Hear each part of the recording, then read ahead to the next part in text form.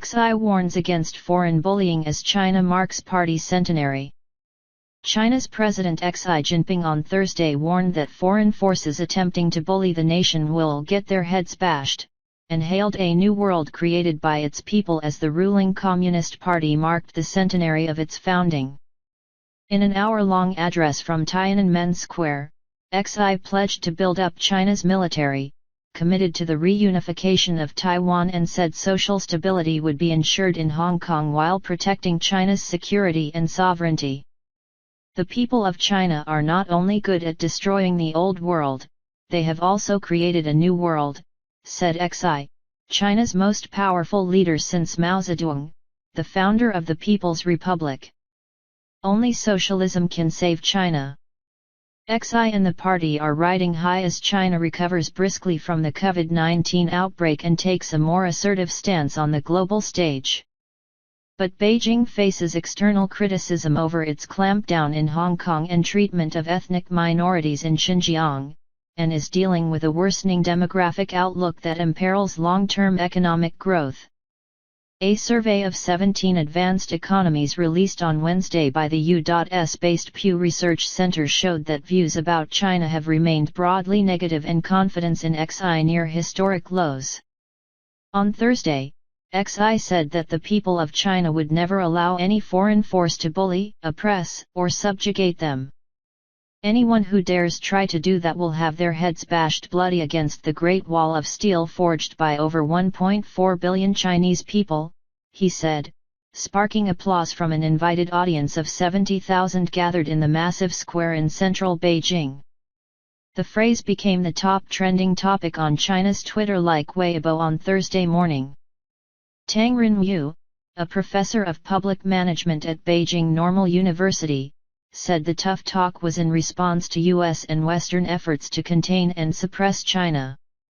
Xi's stronger-than-usual response would have the effect of invoking even more patriotic and nationalistic sentiment among the Chinese people, Tang said. Military might and sovereignty. China, whose rapid military modernization has fueled growing worry among its neighbors and in the West, will build up its armed forces to safeguard its sovereignty, security, and development, elevating them to world-class standards, Xi said. We must accelerate the modernization of national defense and the armed forces, said Xi, who is also chairman of the Central Military Commission, which controls the country's armed forces. Resolving the Taiwan question and realizing China's complete reunification is an unswerving historical task of the party, Xi said. All sons and daughters of China, including compatriots on both sides of the Taiwan Strait, must work together and move forward in solidarity, resolutely smashing any Taiwan independence plots, he said. China, which considers democratically ruled Taiwan its own, has stepped up efforts to assert its sovereignty claims, including sending fighter jets and bombers close to the island. Regarding Hong Kong and Macau, Xi said China will stay true to the letter and spirit of the principle of one country, two systems, under which the two are promised a high degree of autonomy. However, a sweeping national security law imposed on Hong Kong a year ago has seen Beijing drastically tighten its grip on the once freewheeling financial hub. The traditional July 1 protests marking the anniversary of the city's 1997 handover to Chinese rule were thwarted as police denied permission for a rally, citing coronavirus restrictions. Great, glorious, and heroic. Thursday's celebrations began with a flyby of fighter jets and helicopters observed by the nation's leaders, seated at the southern ramparts of the Forbidden City. A 3,000-strong chorus sang 7 socialist songs during the event.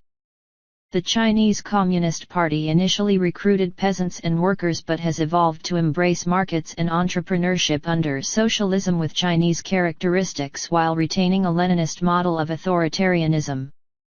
Party ranks swelled by 2.43 million in 2020, the largest annual gain since Xi became president in 2013, to 95.15 million members now, data released on Wednesday showed. Xi said the interests and destiny of all people in China were tied to the party leadership, and any attempt to turn the people against the party was bound to fail. The more than 1.4 billion Chinese people will never allow such a scenario to come to pass, he said. A 60-year-old teacher surnamed Wang, who was photographing the overflying jets from a park on Thursday, said he has much admiration for the party. Whether it's Chairman Mao, or Deng Xiaoping, or today's leaders, it's not easy for them. If you brought foreign leaders here and show how they manage 1.4 billion people, making sure they all have food to eat and a good life, it's truly not easy. Xi closed his speech by leading two crowd-rousing cheers: "Long live the CCP that is great, glorious, and right, and long live the people who are great, glorious, and heroic."